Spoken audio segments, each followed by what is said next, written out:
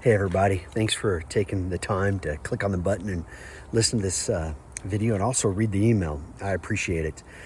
Still reeling over our gathering last September. My favorite part was we got to pray together, right? We prayed for one another, prayed for folks in our life group, but also for the health of our church. And it was just a great blessing to be part of. Our theme for our gathering was humility and hot dogs.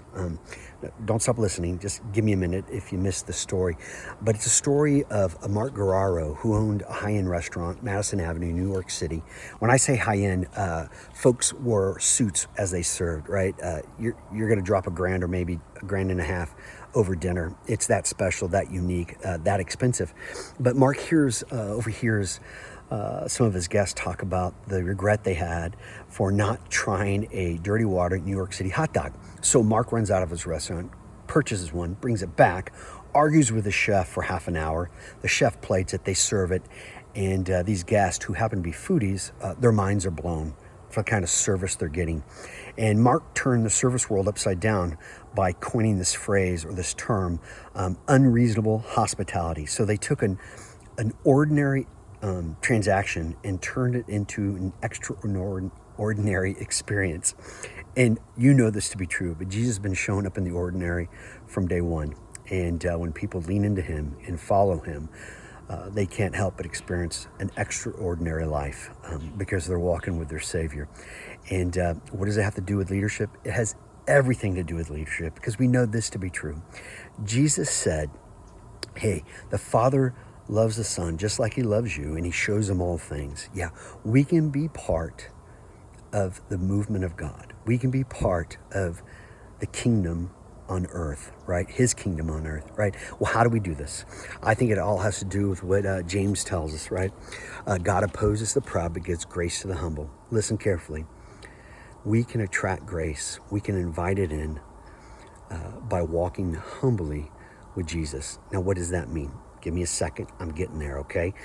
Has everything to do with what we've been focused on as a church family, right? Pastor Brad's taken us through Exodus, and we're trying to see Jesus in Exodus. And an exchange between Moses and God when Moses says, who should I tell him sent me? And God responds with, tell him it's I am who sent me. Well, Jesus is on planet Earth in John 15:5, and he's quoting his Father, because they're two in the same, right? Or one in the same, excuse me. And he says, I am the vine, you are the branches. If you remain in me and I in you, you will bear much fruit. But apart from me, you can do nothing. Well, what's the most important element of a fruit-bearing vine? It's the trellis. It's the structure. It's the form.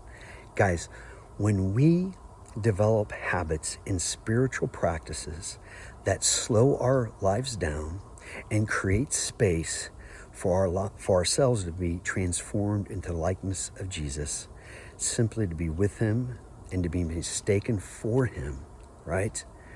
Oh, wow. That's what it means to remain in Jesus. That's what it means to walk humbly with God, is to remain in Jesus. That's good stuff. I love it. I invite you. I'm keeping the same verse for October, John 15:5. I'm the vine, you are the branches. Take time and memorize it, meditate over it, all right? Speaking of spiritual habits, I've picked a Sunday in October. We can get together over coffee, donuts, or tacos. If you haven't been to one of those, please pick one and join us. If you've already been to one, come again. If you want to do 2 out of 3, great. If you want to do 3 out of 3, go for it. It's going to be a full day, but let's do it, right? I do it. So why can't you?